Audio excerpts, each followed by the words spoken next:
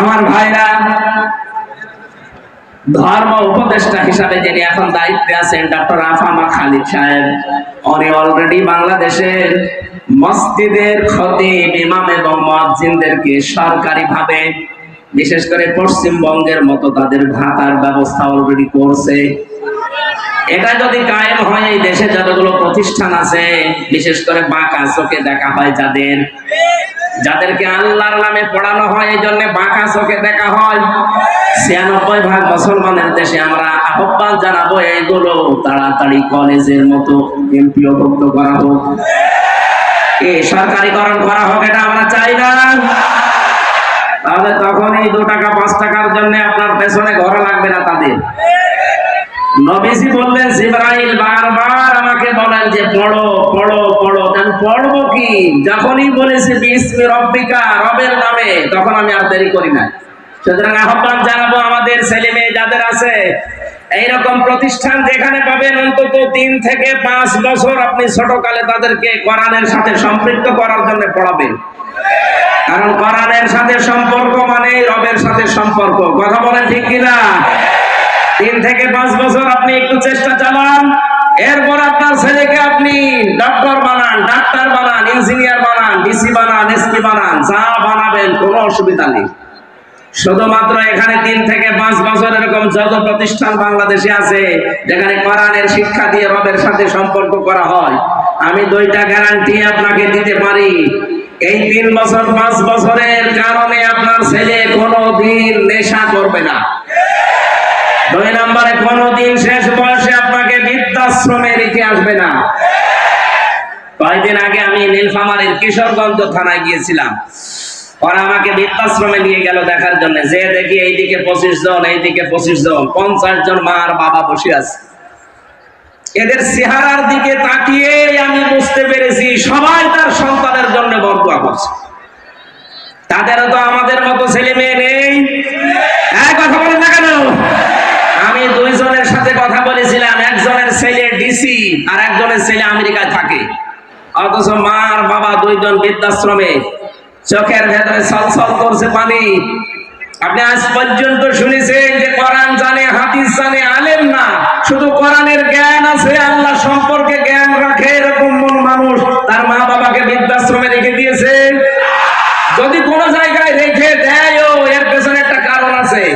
আমি যতটুকু খোঁজ নিয়েছি, যদি এরকম কিছু পায়ও, আপনি দেখবেন হয় তার স্ত্রীর কারণে, শ্বশুর শাশুড়ির কারণে মা বাবাকে হয় আলাদা করে দেয়, নাই বৃদ্ধাশ্রমে রেখে দেয়। আল্লাহর সাথে, রবের সাথে পরিচয় থাকার পরও অনেক সন্তান পারে না, কারণ স্ত্রীর মন রক্ষা আর শ্বশুর শাশুড়ির দিকে তাকা দিয়ে নিজের মা বাবাকে ছেড়ে দেয়। কথা বলো না কেন? আমার এই চোখের দেখা, মাত্র 7 বছর বয়স, এখনো পর্যন্ত আলিফ বা তাসা খুব বেশি ভালো করে পারে না, কয়েকদিন ভর্তি হয়েছে মাত্র। ওস্তাদ দেখলাম বৃষ্টির ভেতরে এসে ওযু করবে, ছাত্র পানি ঢেলে দিচ্ছে, কাদা লেগেছিল কাদা ছড়িয়ে দিচ্ছে, মাত্র 7 বছর। আমি এই চোখেও দেখেছি। বিশ্ববিদ্যালয়ে ক্লাস চলছে, আমি তখন জাহাঙ্গীরনগরে ছিলাম, মাস্টার্সে ক্লাস চলছে, শিক্ষককে জুতা দিয়ে পিটাচ্ছে ছাত্র। বলছে বাংলাটা বলতে পারলাম না, যতরে আমি মেরেই ফেলবো। শিক্ষক বলছে, বাবা তুই আমারে ছেড়ে দে, আমি জীবনে আর ক্লাসে আসবো না। বলে না, তোরে আমি বলেছিলাম যে ওই সিটটা দিতে দিবি না, তোরে আমি মেরেই ফেলবো।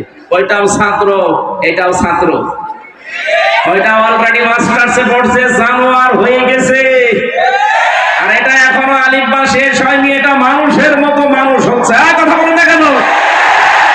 এই জন্য আহ্বান জানাচ্ছি, রবের নামে পড়া আরম্ভ করা লাগবে। রবের সাথে আমাদের পড়ার পরিচয় নেই, এই জন্য আমরা অনেক জায়গায় যাওয়ার পরেও দেখি না কাঙ্ক্ষিত মানের মানুষ আমরা হতে পারছি না। এই জন্য ইন্নাল্লাযীনা আমানু ওয়া আমিলুস সলিহাত, সারা জীবনে আয়াতের ব্যাখ্যা শুনিয়েছে, যারা ঈমান আনে আর নেক আমল করে না। সালেহ শব্দের শাব্দিক অর্থ শুধু নেক নয়, শুধু সৎ নয়, সালেহ মানে যোগ্য। সালেহ মানে কি? আমরা যারা বলি আল্লাহর আইন চাই, সৎ লোকের শাসন চাই, সৎ হওয়া লাগবে এবং লোকটাকে যোগ্য হওয়া লাগবে। বহু মানুষ আমরা সৎ দেখেছি এই দেশে, দেখতে তো ভালোই লাগতো, মনে হতো যে আসমান থেকে পালিয়ে এসেছে দরবেশ, কিন্তু এত বড় অসৎ মানুষ বাংলাদেশে আর নেই। কথা বলেন না কেন? আমি নিজে দেখেছি, আমার আমার মাথায় যখন দড়ি দিয়ে কোর্টের বারান্দা নিয়ে দিয়ে যাচ্ছিল, এই দরবেশ বাবা আমার সামনে ছিল।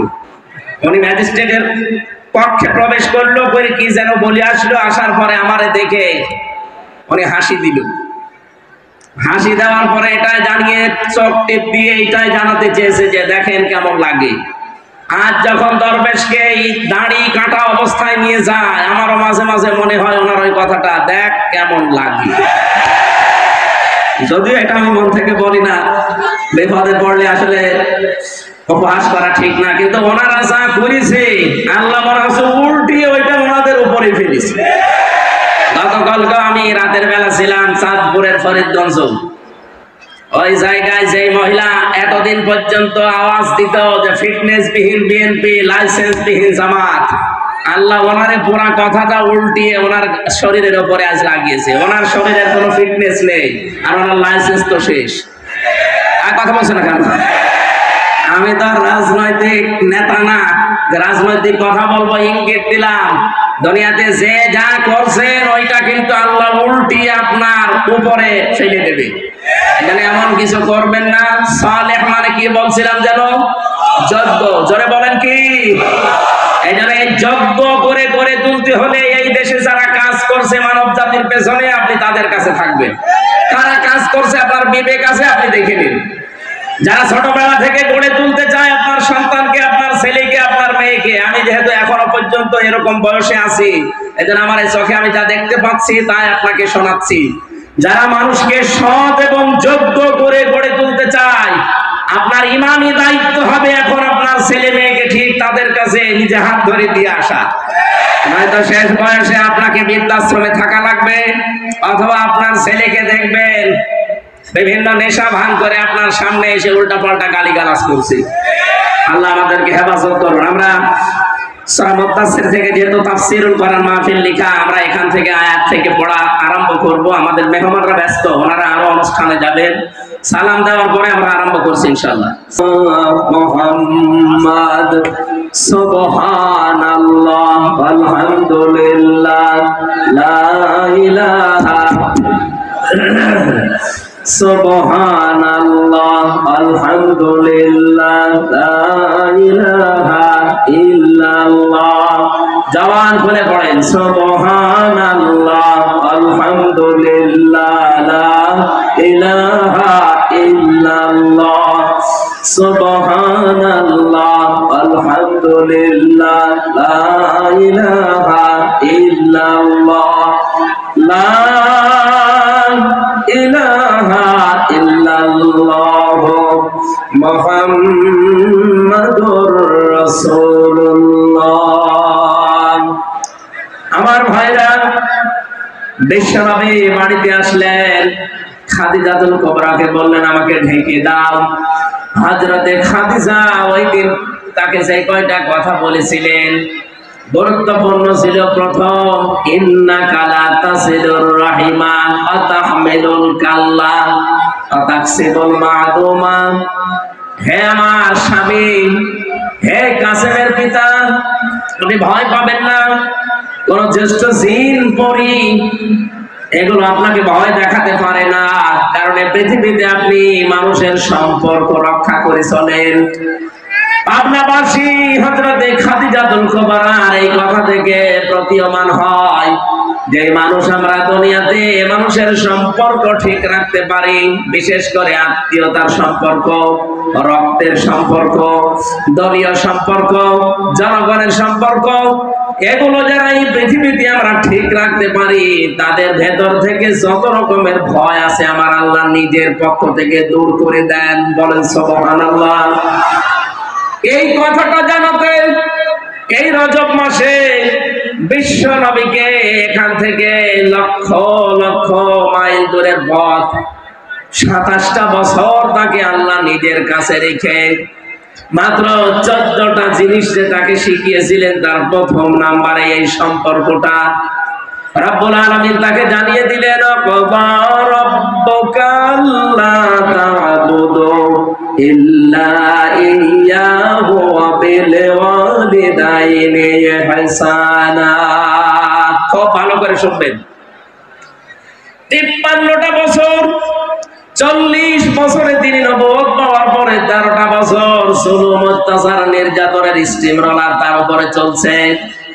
তিনি 3 বছর শিয়াবে আবি তালিবের 3টা বছর তিনি জেলখানায় ছিলেন। এই কঠিন পরিস্থিতির পরে আমার আল্লাহ তাকে সুসংবাদ দিলেন, হে নবী, আপনাকে আমি সামনে একটা কল্যাণময় রাষ্ট্র পরিচালনার দায়িত্ব দেব। এজন্য যেদিন হিজরত করার সময় তাকে আল্লাহ নিজে শিখিয়ে দিয়েছিলেন, মিল্লাদুনকা সুলতানান নাসীরা। হে নবী, আপনি এই কঠিন মুহূর্ত পার করবেন। আজকে চারিদিকে 24 জন কাফের আপনাকে ঘিরে রেখেছে। আপনার বাড়ি এখান থেকে পথ সেরকম না, বিশাল কঙ্কটা কাঁটাযুক্ত এরকম কঠিন একটা পথ আপনাকে পাড়ি দেওয়া লাগবে, প্রায় 600 কিলোমিটারের মতো, 450 মাইল। এই বিশাল পথ পাড়ি দিয়ে যেখানে যাবেন ওই জায়গায় আপনার সব লোক আপনার পক্ষে না। এই বিশাল কাজ কারবার গুলো করার পর একটা রাষ্ট্র আপনাকে আমি আল্লাহ উপহার দেব। এই জন্য দোয়াটা আপনি আমার কাছে করেন। আর যারা কথা বললেই বলেন মাওলানা মানুষ, হুজুর মানুষ, পীর সাহেব মানুষ, এরা ময়দানে আসবে কেন? এরা পরিবার সমাজ রাষ্ট্র নিয়ে এরা কথা বলবে কেন? কথা বলতে গেলে এদেরকে আপনি ধর্ম ব্যবসায়ী মানিয়ে দেন, এদের নামে আপনি এই ট্যাগটা দিয়ে দেন। ভালো করে শোনেন, আল্লাহ নিজে নবীকে শিখিয়েছেন যে আমার কাছে দোয়া করেন যে একটা কল্যাণকর রাষ্ট্র ক্ষমতা আমাকে দাও, যার ভেতরে তোমার সাহায্য থাকে। যারা মানুষকে বানানোর যে 3টা উদ্দেশ্য আমরা কোরআনে পেয়েছি, তার প্রথম উদ্দেশ্য আল্লাহ জানিয়েছেন, এদিকে তাকান, ইন্নী জাইলুন ফিল আরদি খলিফা। ফেরেশতাদেরকে আল্লাহ বলেছিলেন আমি পৃথিবীতে মানুষ পাঠাতে চাই। কি হিসাবে পাঠাবো? আমার খলিফা হিসাবে। খলিফা মানে প্রতিনিধি, খলিফা মানে জবান খোলেন, খলিফা মানে কি? আল্লাহর যেই কাজটা করার দরকার উনি না করে ওনার প্রতিনিধি পাঠিয়েছেন, সেইটাই আমরা। প্রতিনিধিকে আল্লাহ পাঠালেন কোথায়?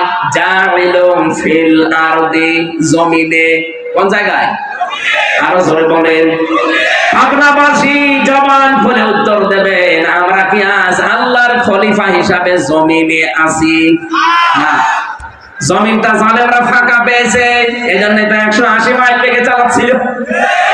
হঠাৎ আমরা যখন জমিনে খানকা থেকে, মাজার থেকে, বিভিন্ন মাদ্রাসা থেকে, মসজিদ থেকে, বিভিন্ন ঘর বাড়ি থেকে যখন জমিনের ভেতরে এসে দাঁড়িয়েছি, জালেমরা তখন অলরেডি পালিয়ে গেছে। জমিন এখন ফাঁকা। এই মুহূর্তে আল্লাহর খলিফাদের কাজ হবে তার খেলাফতে জমিনে কায়েম করা। 3টা উদ্দেশ্যের কথা বলছিলাম, তার প্রথম এইটা। রব্বুল আলামিন বলেন, ফেরেশতারা আমাকে জিজ্ঞাসা করছিল, আল্লাহ তুমি কি এদেরকে তাসবিহ তাহলিল জিকির আজগারের জন্য বানাবে নাকি? আল্লাহ সাফ জবাব দিয়েছেন, না, তাসবিহ তাহলিল জিকির আজগারের জন্য আমি খলিফা দুনিয়ায় পাঠাবো না, আমি জমিনে খলিফা পাঠাতে চাই আমার আইন প্রতিষ্ঠা করার জন্য। বলেন মারহাবা। আল্লাহর যে উদ্দেশ্য, সেই উদ্দেশ্য যারা সফল করতে চায় তারাই আমার আল্লাহর আসল বান্দা।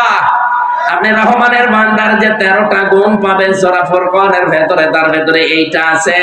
রহমানের বান্দা তারা যারা এই জমিনে আল্লাহর বিধানকে, এই ফুরকানকে কায়েম করার জন্য যারা চেষ্টা চালায়।